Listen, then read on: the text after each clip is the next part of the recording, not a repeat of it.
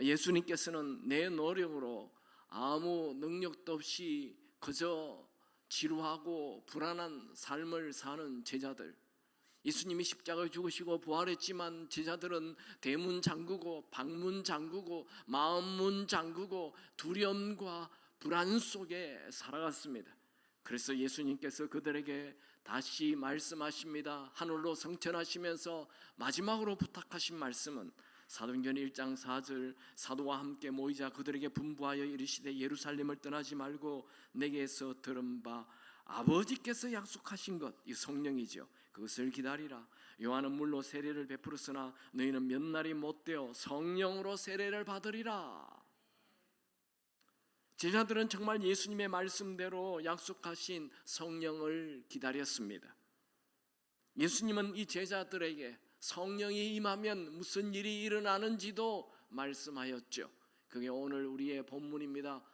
사도행전 1장 8절 다 같이 읽을까요? 시작. 오직 성령이 너에게 임하시면 너희가 권능을 받고 예루살렘과 온 유대와 사마리아와 땅끝까지 이르러 내 증인이 되리라. 자, 오늘 말씀은 성령이 임하면 첫 번째 무슨 일이 일어납니까? 성령이 임하면 권능을 받습니다. 모세가 홍해를 가르듯 인간의 힘으로 도무지 할 수 없는 일이 권능이 나타내는 것입니다. 이게 권능이라는 단어는 두나미스라는 단어인데 이 말에서 다이너마이트라는 단어가 나오게 되죠. 이 권능은 내 능력이 아닌 하나님의 능력을 얘기합니다. 이 온 천지를 무에서 유를 창조한 이 창조의 권능입니다. 홍해를 가르는 권능입니다. 죽은 자를 살려내는 권능입니다. 여리고성을 무너뜨리는 권능입니다. 질병이 떠나가게 하는 권능입니다. 모든 중독을 끊어주는 권능입니다. 이 권능은 내 힘이 아닙니다. 성령께서 위로부터 하늘로부터 임하는 성령의 능력인 것입니다. 성령이 임하면 능치 못할 일이 없는 자가 됩니다. 예수님은 하늘로 승천하시면서 제자들이 아무런 능력 없이 살아가는 것을 잘 알고 계셨습니다. 여러분, 우리도 하나님의 능력 없이 아무것도 할 수 없음을 알아야 합니다. 우리에게는 하나님의 능력, 성령의 능력이 필요합니다. 여러분, 우리는 하나님 없이 나는 아무것도 할 수 없다는 고백이 있어야 합니다. 예수님 같이 위대한 분도 하나님 없이는 아무것도 할 수 없다라고 말씀하였죠. 요한복음 5장 19절 내가 진실로 진실로 너에게 이르노니 아들이 아버지께서 하시는 일을 보지 않고는 아무것도 스스로 할 수 없나니 요한복음 5장 30절 내가 아무것도 스스로 할 수 없노라. 여러분, 성령 세례를 받는 비결은 내가 내 힘으로 아무것도 할 수 없음을 깨달아야 하는 것입니다. 예수님도 하나님을 떠나서는 아무것도 할 수 없다고 했는데 우리같이 초라한 자들이 내 능력으로 아무것도 할 수 없음을 빨리 깨닫고 그 성령의 능력을 사모하고 구해야 하는 것입니다. 여러분들에게는 능력이 있습니까? 나는 하나님 없이 성령의 능력 없이 아무것도 할 수 없다는 고백이 여러분 입에서 나오게 되기 바랍니다. 사도행전 2장에 이 제자들에게 성령의 능력이 부어지자 사도행전 3장에 40년 된 안전뱅이를 일으키는 능력이 나타났습니다. 그 능력은 사람이 할 수 없는 일입니다. 위로부터 부어지는 능력인 것입니다. 제자들이 로마의 지배하에 두렵고 불안과 두려움 속에 살아갔는데 그들에게 성령의 능력이 임하자 그 두렵고 불안과 모든 염려, 근심, 걱정을 싹 이겨버리고 담대히 복음을 전하는 자로 살았던 것입니다. 예수님은 지금도 우리에게 성령의 세례, 성령 충만을 부어주시길 원하십니다. 초대교회 12제자들과 120명의 성도들이 체험한 그 성령의 능력은 오늘 우리에게도 필요한 것입니다. 하나님은 우리 모든 사람들에게, 예수를 믿는 모든 사람들에게 하나님의 능력, 성령의 능력을 부어줄 계획을 가지고 계십니다. 성령의 모든 능력은 모든 부정적인 것들을 믿음으로, 긍정으로 바꾸어 주십니다. 성령의 능력은 우리 안에 끝없이 밀려오는 이 두려움을 싹 사라지게 합니다. 성령의 능력은 어디서 오는지 모르지만 바람처럼 밀려오고 불처럼 와서 강력한 두나미스, 영적인 파워, 능력을 가지게 하는 것입니다. 성령이 임하면 성령의 능력이 내 안에 있음을 느끼게 합니다. 예수님은 성령이 임했을 때 이렇게 말씀하였죠. 누가복음 4장 18절, 주의 성령이 내게 임하였으니 이는 가난한 자에게 복음을 전하게 하시려고 내게 기름을 부으시고 나를 보내사 포로된 자에게 자유를, 눈먼 자에게 다시 보게 함을 전파하여 눌린 자를 자유케 하고. 성령은 포로된 자를 자유케 하는 능력을 가지고 있습니다. 여러분에게 질병이 있습니까? 두려워하지 마십시오. 성령 하나님은 모든 질병으로부터, 포로된 것으로부터 자유케 하십니다. 성령님은 눌린 자를 자유케 합니다. 성령님은 분노로부터 자유케 합니다. 성령은 죽음의 공포로부터 자유케 합니다. 여러분, 이 성령의 능력은 선택이 아닙니다. 우리 그리스도인들에게 사치품이 아닙니다. 반드시 있어야 하는 필수품인 것입니다. 성령이 임하여야, 성령의 능력이 있어야 활력이 넘치는, 기쁨이 넘치는, 열정이 넘치는 인생을 살게 되는 것입니다. 여러분들은 이 성령을 환영하시기 바랍니다. 성령이 하시는 일 첫 번째, 능력을, 권능을 준다는 것입니다. 이 권능이 여러분에게 임하게 되기 바랍니다. 두 번째, 성령이 임하면 땅끝까지 복음을 전하는 증인이 됩니다. 다시 사도행전 1장 8절 읽어볼까요? 다 같이 읽습니다. 오직 성령이 너에게 임하시면 너희가 권능을 받고 예루살렘과 온 유대와 사마리아와 땅끝까지 이르러 내 증인이 되리라. 성령이 임하는 이유는 권능을 줘서 그 사람을 교만하게 만드는 게 목표가 아닙니다. 성령이 임하는 이유는 권능을 주어 복음을 전하기 위함입니다. 권능을 주신 이유, 복음을 전하는 증인 되게 하기 위하며, 성령 충만한 자는 세계의 복음을 전하는 꿈을 꾸게 됩니다. 우리의 비전은 나라는 감옥으로부터 탈출하여 온 세계에 복음을 전하는 비전을 가져야 합니다. 여러분, 우리는 언제나 내가 어디에서 왔어, 무엇을 하다가 어디로 가는지 항상 생각해야 합니다. 내가 어디에서 왔습니까? 하나님께서 나를 보내신 것입니다. 무엇을 합니까? 뭘 하기 위하여 살아요? 나 혼자 잘 먹고 잘 살기 위해? 아니요, 하나님이 나를 이 땅에 보내셨을 때는 하나님의, 나를 향한 하나님의 계획과 하나님의 목적이 있습니다. 어디로 갑니까? 우리는 죽음 이후 반드시 하나님 앞에 가서 우리의 인생을 심판받게 될 것입니다. 이걸 항상 기억해야 되는 거예요. 나는 어디에서 와서 무엇을 하다가 어디로 가는가? 하나님이 나를 보냈고 나는 하나님이 나를 이 땅에 보내신 그 목적대로 살다가 하나님 앞에 가서 심판받게 된다는 것, 언제나 기억하며 사시기 바랍니다. 우리는 나 혼자 잘 먹고 잘 살기 위해 이 땅에 태어난 존재가 아닙니다. 우리는 모두 땅끝까지 복음을 전하는 자로 살아야 합니다. 나는 예수를 믿는데 복음을 전할 마음이 없다. 네, 성령이 충만하지 않다는 얘기입니다.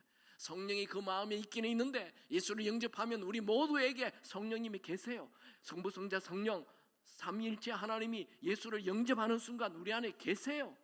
그런데 충만하지 아니하면 나를 위한, 이 세상을 위한 삶으로 인생을 낭비하고 만다는 거예요. 그래서 성령 충만해져서 복음을 전하는 자로 살아야 하는 것입니다. 예수님은 성령이 임했을 때 이렇게 말했죠. 누가복음 4장 18절, 주의 성령이 내게 임하였으니 이는 가난한 자에게 복음을 전하게 하시려고.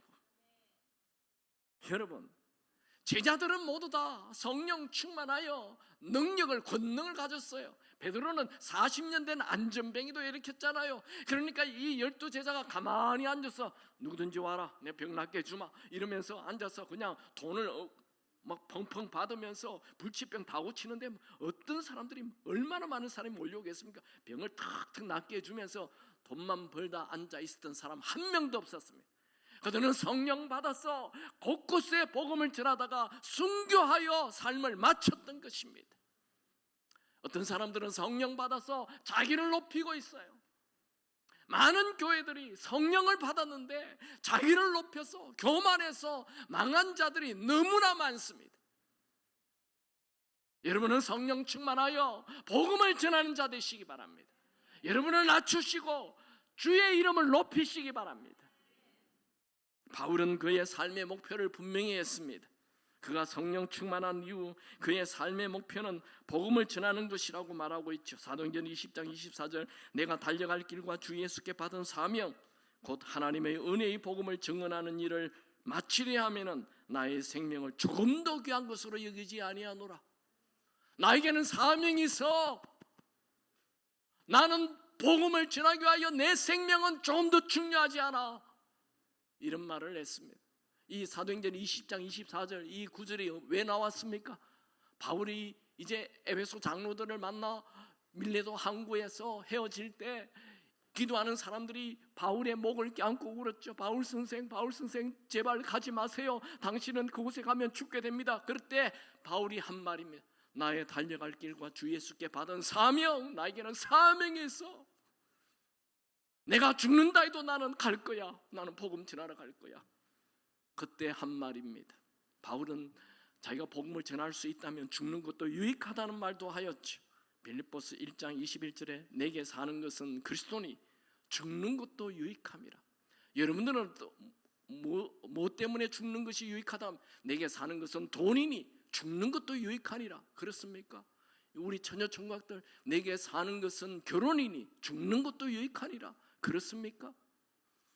운동선수들, 내게 사는 것은 올림픽이니 죽는 것도 유익하니라. 그렇습니까? 여러분, 우리는 헛된 목표를 향해 인생 살지 않습니다. 복음을 위해 사는 삶이 되기를 축원합니다. 바울은 틈만 나면 복음을 전하였죠. 1차 전도여행, 2차 전도여행, 3차 전도여행. 바울이 다녔던 거리를 계산해 보면 약 2만 킬로가 된다 그렇죠. 어마어마한 열정입니다. 차도 없이 걸어 다니면서. 여러분에게도 복음을 전하는 이 사명, 이 열정 회복되기를 축원합니다. 사도 요한은 밤모섬에서 환상을 보고 그가 요한계시록을 기록하죠. 요한계시록 7장에 이런 기록을 합니다. 요한계시록 7장 9절 10절 이 일 후에 내가 보니 각 나라와 족속과 방언 백성의 방언에서 아무도 능히 셀 수 없는 큰 무리가 나와 흰 옷을 입고 손에 종려가지를 들고 보좌 앞과 어린 양 앞에 서서 큰 소리로 외쳐 이르되 구원하심이 보좌에 앉으신 우리 하나님과 어린 양에게 있도다 하니.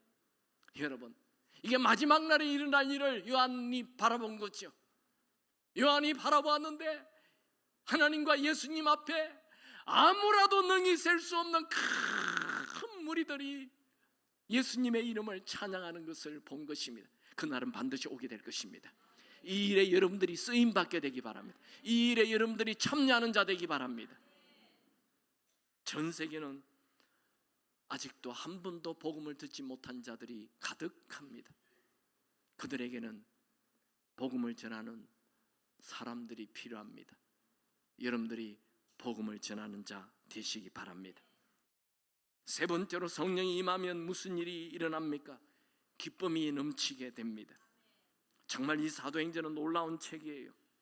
사도행전이 없었더라면 우리 그리스도인들은 내가 예수 믿고 구원받아서 뭘 해야 할지 오리무중에 빠져버릴 수 있습니다.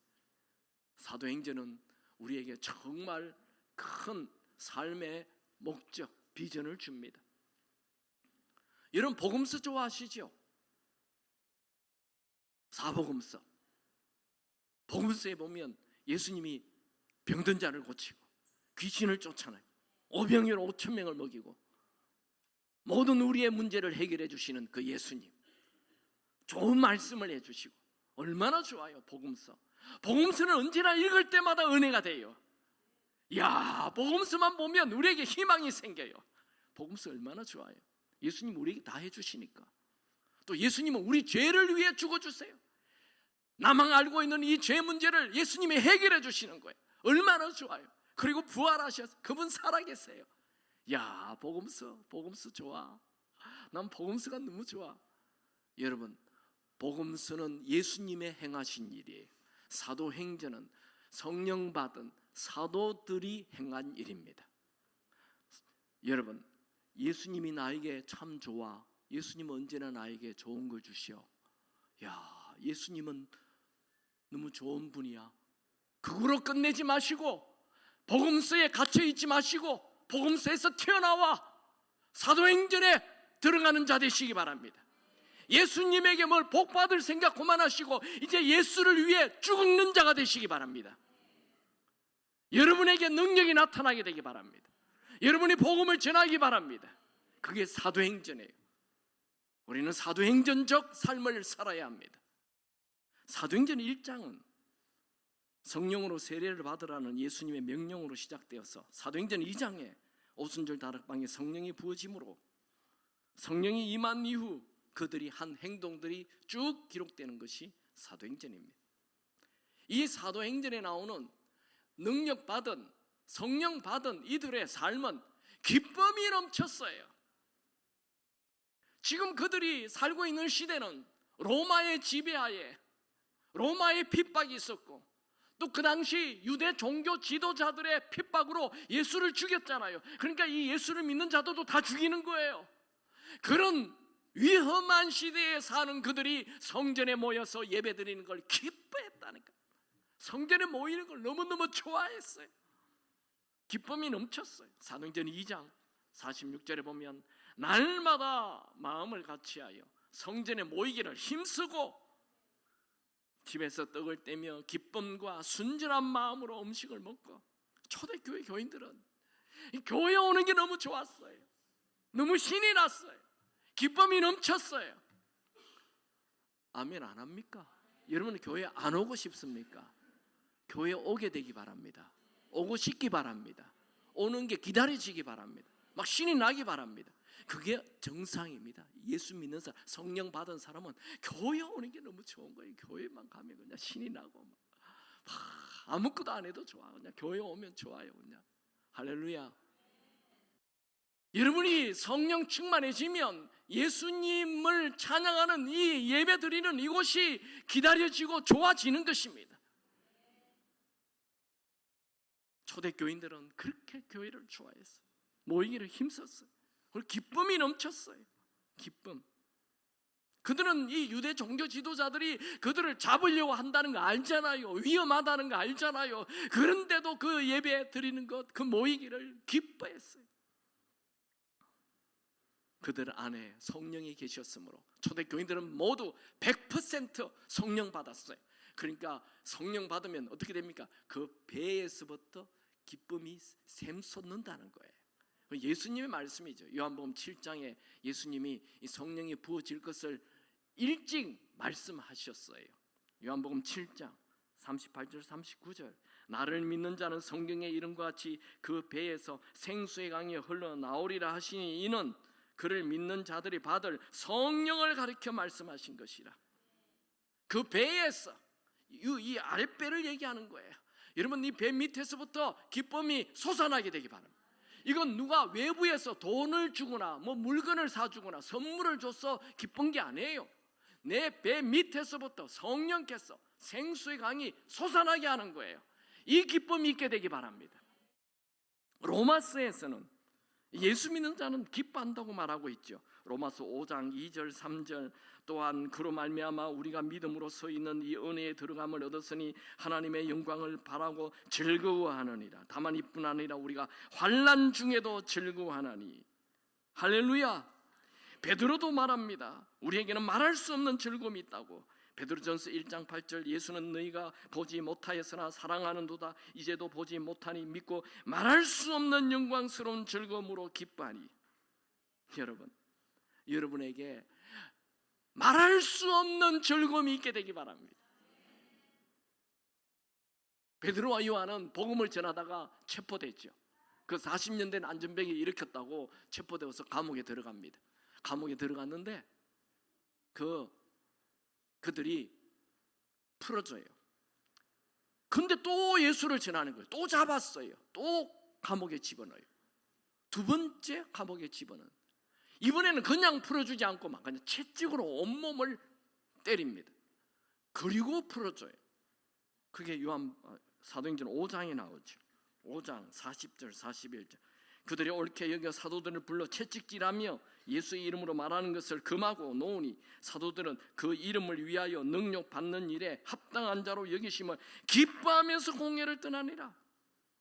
여러분, 지금 예수를 전한다는 이유로 체포돼서 매를 맞는데 그들이 매를 맞고 기뻐하였다고요. 우리는 항상 기뻐해야 합니다. 이 하나님의 뜻입니다.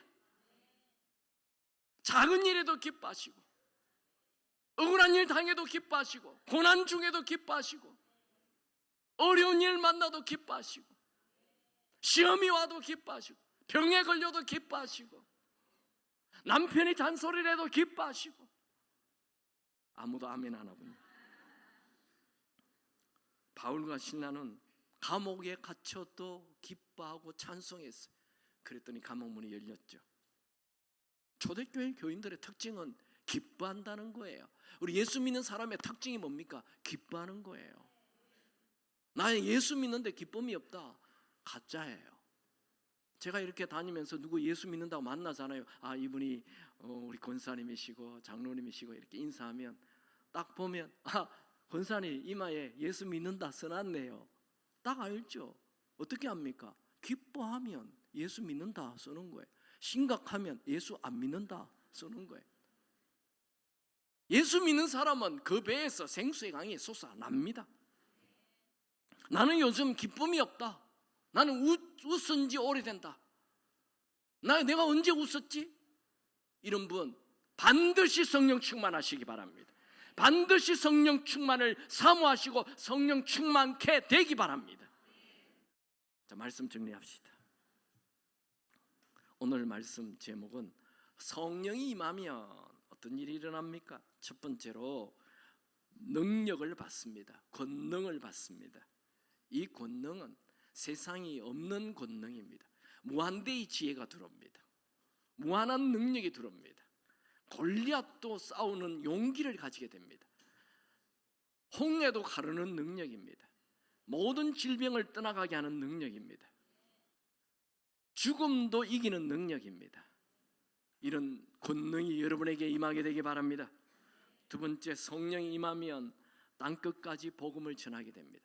나 자신만을 위해 사는 이 인생이 내 꿈만 이루려고 하는 인생이 아니라 내 꿈 넘어 하나님의 꿈을 이루는 인생이 된다는 거죠.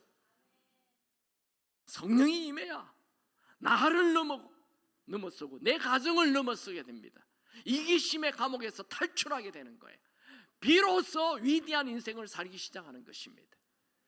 그게 성령이 임할 때 땅끝까지 이르러 복음을 전하는 증인이 되는 거예요. 예수님은 2000년 전에 죽었어요. 2000년 전에 부활했어요. 그런데 성령이 임하면 오늘 예수님이 죽은 것이 내가 믿어지고 예수님이 부활한 것이 믿어지는 거예요. 마치 본 것처럼 증인처럼 되는 거예요. 성령이 임해야 그 증인이 되는 것입니다. 세 번째, 성령이 임하면 기쁨이 넘치게 됩니다. 많은 분들이 사는 게 너무 지루하다고 그래요. 많은 분들이 억지로 산다고 그래요. 많은 분들이 버틴다 그래요. 여러분, 인생은 억지로 사는 것도 아니고 지루한 것도 아니고 버티는 것 아닙니다. 그건 짐승입니다. 짐승은 버티며 살죠. 근데 우리는 그렇지 않아요. 죽는 날까지 기쁨이 넘치는 삶을 살아야 합니다. 샘솟는 기쁨이 있어야 합니다. 여러분, 지루한 인생을 정리하고 초자연적인 능력의 삶을 살기를 원합니까? 복음을 전하는 증인으로 살기를 원합니까? 기쁨이 충만한 인생 살기를 원합니까? 다시 성령 충만으로 시작하시기 바랍니다.